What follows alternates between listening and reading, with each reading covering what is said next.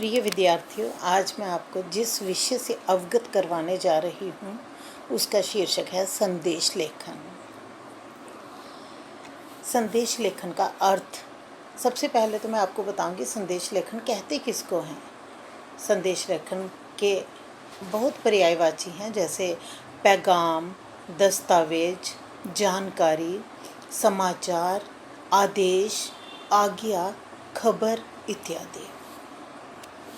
संदेश लेखन के प्रकार जैसे व्यक्तिगत एवं सामूहिक संदेश, शुभकामना संदेश, पर्व त्योहारों संबंधी संदेश, संवेदनशील संदेश, धार्मिक संदेश, पर्यावरण संबंधी संदेश, जागरूकता उत्पन्न करने वाले संदेश, आपदाओं संबंधी संदेश और खोया पाया संबंधी संदेश। कोई चीज़ खो गई है या कोई चीज़ आपको मिल गई है, उसका संदेश अगर आपने किसी को देना है, पैगाम अगर आप देना चाहते हैं तो वो उसके लिए संदेश लिखे जाते हैं।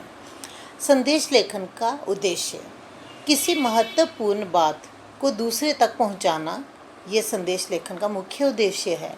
और दूसरा है लेखन कौशल का विकास करना।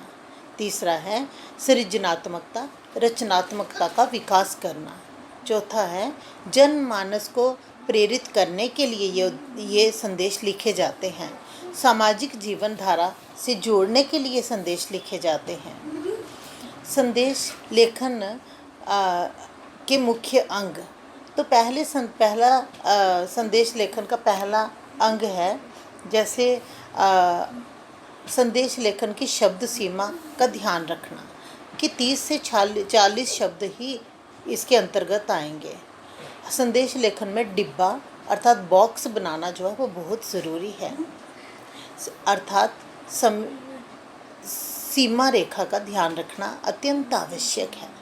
दिनांक तथा समय का उल्लेख अवश्य ही होना चाहिए। संबोधन अभिवादन का उल्लेख भी अत्यंत आवश्यक है। संदेश सटीक होना चाहिए। संदेश संक्षिप्त, सारगर्भित एवं एक ही अनुच्छेद में लिखा जाना चाहिए।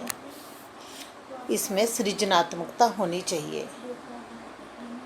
और संदेश जो है इसमें मुहावरे लोकोक्तियों का बहिष्कार करना चाहिए। इसमें मुहावरे और लोकोक्तियों का प्रयोग नहीं किया जाता।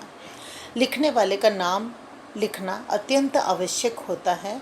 परीक्षा में लिखने वाले के स्थान पर क, ख, ग या अ, ब, स ही लिखना चाहिए, क्योंकि परीक्षार्थी का नाम नहीं आएगा वहाँ पर। और उसके बाद है अंतिम उद्देश्य है इसका रेखा चित्र, आउटलाइन या बॉर्डर जो है वो बना सकते हैं, बनाना आवश्यक है। और उसके बाद यह प्रारूप, ये संदेश लेखन का प्रारूप है। जैसे विषय लिखना, उसके बाद आ गया संदेश शब्द, उसके बाद दिनांक, समय, अभिवादन और लिखना बहुत ही आवश्यक है। ये आप सबको पता है कि ये संबोधन जो है वो अत्यंत आवश्यक है जिसको भेजा जाता है संदेश।